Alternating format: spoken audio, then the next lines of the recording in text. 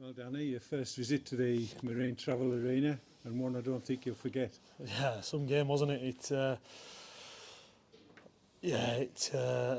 Defence is on top, should we say? But again, I kind of knew this was the type of game it was going to be. There was going to be chances in the game. I know the way that Marine play. I know how high intensity they work, and it was always going to be a tough one. But when you score 4 goals, I'm a bit disappointed to come away with a point. But on another night, you could probably come away with nothing, even scoring 4, because they have a chance later on, as do we. Concede that early goal 5 or 6 minutes in, but a good spell followed and we got in front. I thought that was probably our best, most consistent spell. Yeah, it was, and I think that's when our game plan really came into it, was when we got ahead, is that frustrate them, make them rush it, and that's what we were trying to do, get them into wide areas, press from there and force them into playing longer balls, which doesn't suit them. And I thought we had a spell of about 15 minutes where we were really on top of them with that. But then again, like I say, at 2-1, I keep saying to the boys, we've got to manage games better. We haven't come down here to entertain Marine fans, and we're coming here to do a job. Yeah. 2-1 up.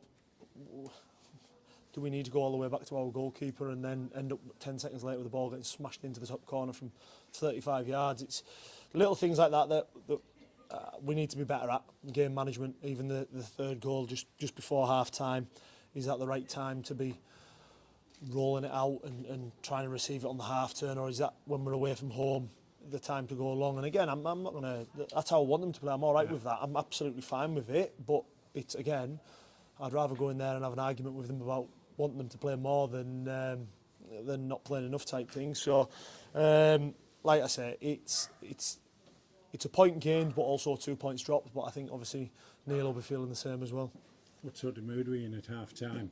2-1 up, as you said, and then conceding those 2. One a worldie, by the way, and given time and space to do that. One of frustration more than anything, because like you say, you come to Marine, get ahead, get your noses ahead, and we were still running to get the balls for throw-ins. We were still running to try and take quick free kicks, and that's the bit what we've got to get better at. Like Marine did in the second half, when it goes 3-2, they slow things down. They weren't time wasting, far from it, but they weren't sprinting to get the ball back in play, and that's what we've got to do. We've got to frustrate teams when you get ahead, especially away from home in this league, because fans get frustrated. You can hear the frustration from them when the ball's not in play and things like that. So it was one of frustration, but I still knew there would be chances in there, and right the way through the second half, I still think we created 4 or 5 really good chances. And the first one, immediately after half-time, gets us back into it, and a great goal as well, great team goal. Yeah, fantastic, and that's what we're about. I thought Dano was excellent tonight. I thought he's waited his chance, he's come in, he's scored his goal and he's got an assist. I thought it was a fantastic ball, stood up for Riggy at the back post, and Riggy's there to nod it in. So, like I say, over the moon with that one, and I think one we deserved, to be honest with you. At that point, I felt like that we'd come out of the blocks a little bit sharper than them, and you could see they were trying to go a little bit more direct, which suited us, because I thought Niall and Cam dealt with most of their threat tonight aerially, and after that we could get a foothold in the game. And we go 4-3 down, the 7th goal of the night. But I thought great character to come back again for to make it 4-4, and a penalty to do it. What was the situation with penalty takers? Joe Bunny was always the designated penalty taker. If Jamie Devitt was off the pitch, we should have had a penalty in the first half. We're absolute stonewall penalty. The referee said to me there's not enough contact. Well, if Joe's shirt going over his head isn't enough contact, then I'm in the wrong game, because that is an absolute stonewall penalty. If that's not a penalty, the free kick that gets in their 4th goal isn't a free kick. That was a frustrating one for me tonight. We didn't have any consistency with that, but I'm not going to go on too much about that because I'll end up in trouble. But again, Joe stepped up and dispatched it. So, like I say, we've had our troubles with penalties over the past couple of seasons, but again, it's one that I was delighted to see hit the back of the net. You were able to get Bobby Carroll onto the pitch with 20 minutes remaining, and excellent.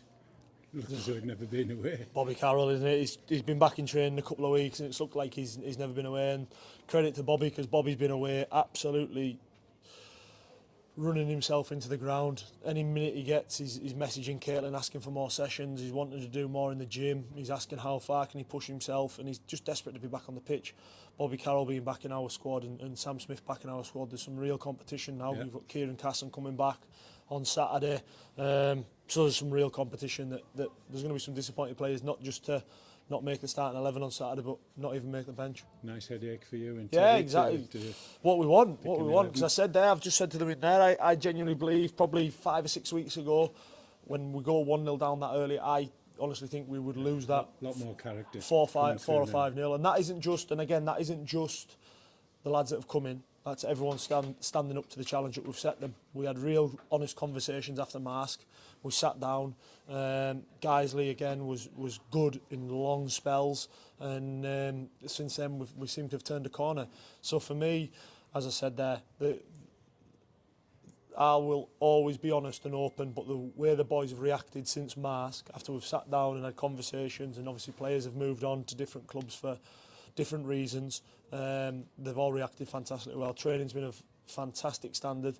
They've come in, they've grafted every session going, and I can't ask any more from them, and they're getting the rewards for it now. For me, the last 2 games have come to 2 of the hardest away days in the league for me. He's coming to Whitby and to Marine, and coming away with 2 points, it's a good little return. Have you ever been involved in a 4-4 draw yourself?